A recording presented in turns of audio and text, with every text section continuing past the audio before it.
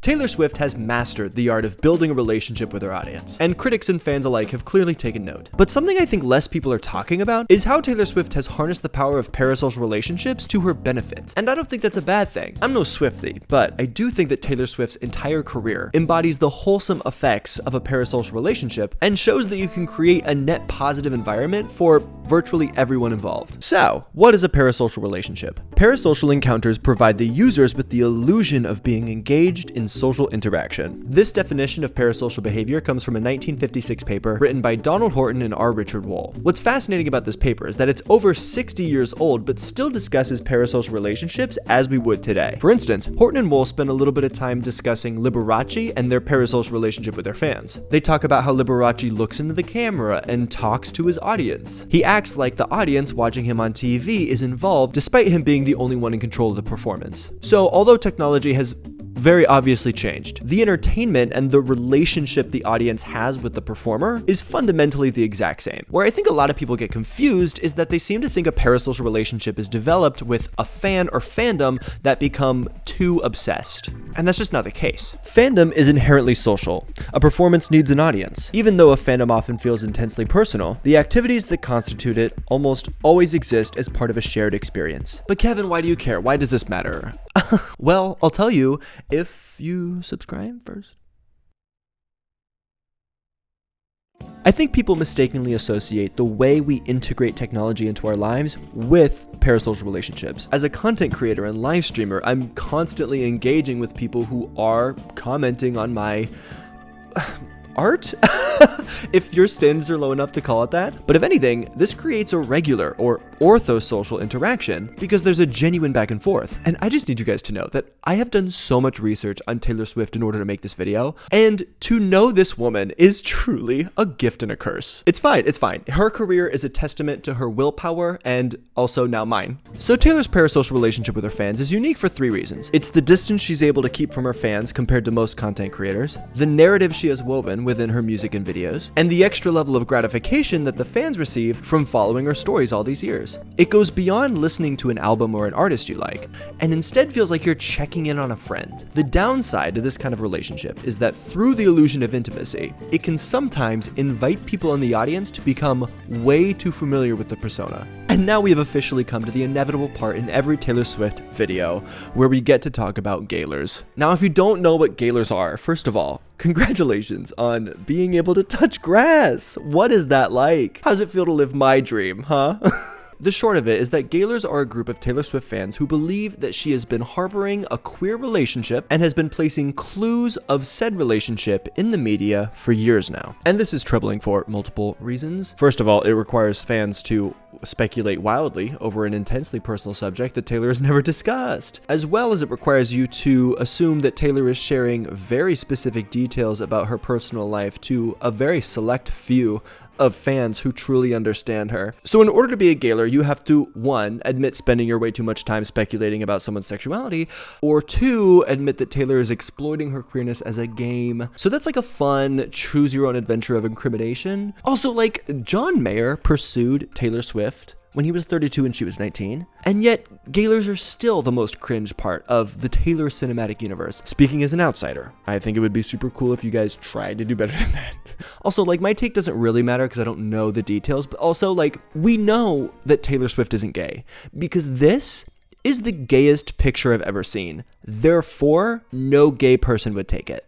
Cut. Print, shut down the Tumblr servers. But my point with all of this is that it's not the fault of the parasocial relationship, it is the fault of delusional people. There is no shortage of idiots online going to extreme measures to be noticed by public figures. It reminds me how in 2020, angry video game losers were threatening and harassing voice actress Laura Bailey, who played Abby in The Last of Us Part 2 because of what her character did in the game. Things like that aren't happening because phones or because video game, they're happening because of poor media literacy. Where Taylor Swift stands alone in comparison to YouTubers or other media giants that center their content around lifestyle is that Taylor has genuinely made progress in her life. As she's risen, she's become smarter, more poetic, and introspective in a very neat way that we rarely get from massive artists. To a degree, I think the Taylor Swift is where she is now because of her ability to create a narrative discourse kind of discredits her genuine artistry. I'm sorry, but in a faith-forgotten land in the snow, your touch brought forth an incandescent glow, tarnished but so grand the old widow goes to the stone every day, but I don't. I sit and wait, grieving for the living.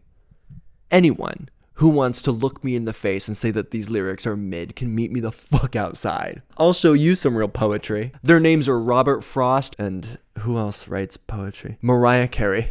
Oh my god, speaking of fandom, I have a tangent. I think Spotify is on the way out. While researching Taylor Swift, I stumbled upon an episode of The Vergecast with co-president of Spotify, Gustav Soderstrom. Spotify's in a tough spot because they don't own the content they're providing, and they also have to compete with apps that do very similar things. And their solution is to make this everything audio app with the power of AI. But I think they're missing the human aspect of things. They're doubling down on this business strategy that seems to be delivering content to people, but in my opinion, what makes Spotify the most unique is the way they communicate with fandoms. People love sharing their Spotify Wrapped every year. It's a goddamn event. People love sharing playlists. Even showing numbers of streams each artist has is a really unique way in engaging where the fans are in their artist's growth or evolution. But I think they're forgetting the emotional value in having people share that content. How you monetize that, I have no idea.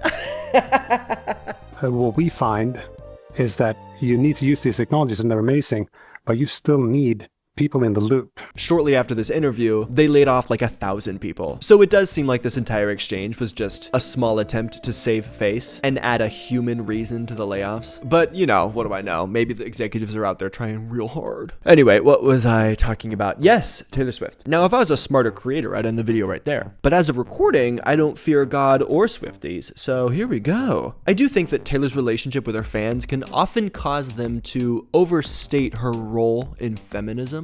Because Swift exists in this very specific label of empowerment, and it's very individualistic. It's a feminism that's not centered around equality, but an individualized perspective that's about saying no to the men that have wronged you. Taylor Swift doesn't stand up when it's time to defend everyone. Taylor Swift stands up when it's time to defend herself. Ooh, look what you made me do. Because now we've got bad blood.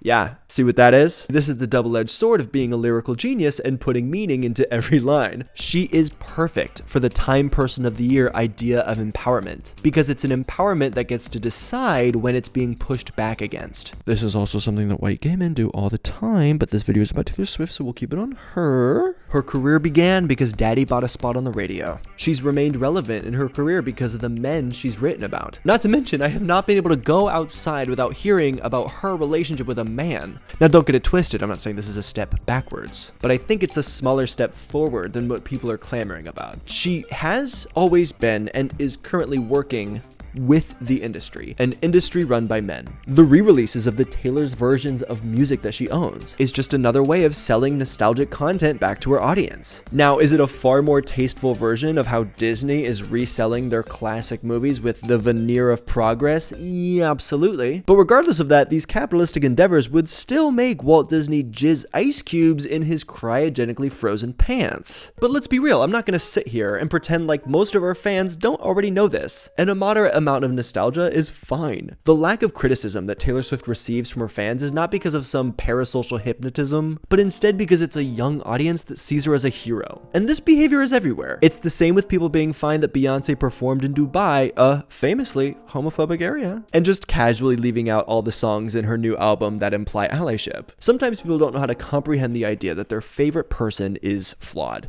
In much more extreme examples, it reminds me of how a lot of people refuse to condemn R. Kelly or Bill Cosby because of what the individuals mean to them emotionally. They're not okay with the behavior, but to admit that these individuals did those things is to discredit the emotional lessons and feelings that they've received from those men. And yet I can say all of this while still believing that Taylor Swift and the kind of parasocial relationships she is allowed to grow in her fandom is objectively a net positive for the world. Taylor Swift has advocated for herself and is able to come out on top largely because her fans respect her. Taylor Swift asked her fans not to listen to her old discography because she didn't like how her voice was being used And they listened. In a world where AI threatens a lot of artists' security, seeing a fan base stand by an artist over the industry is, in my opinion, very promising. What makes parasocial relationships so powerful is that we let these creatives reflect back what we want to see in the world. Taylor Swift seems like a patient, strong, less than perfect friend that can fuck up sometimes. The way Taylor Swift has grown, yet through her lyrics,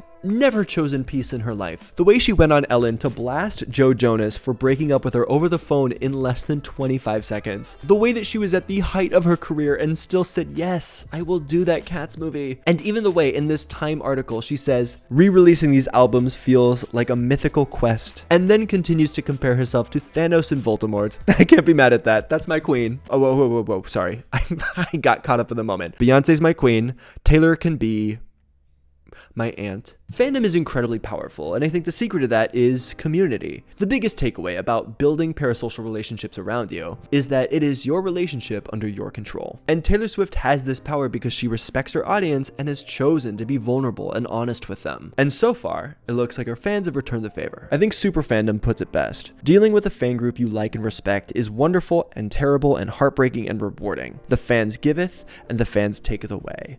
Also, Scooter Braun's teeth scare me. Oh my god. I didn't put that in there. That's crazy. I would never say that, but the book did. So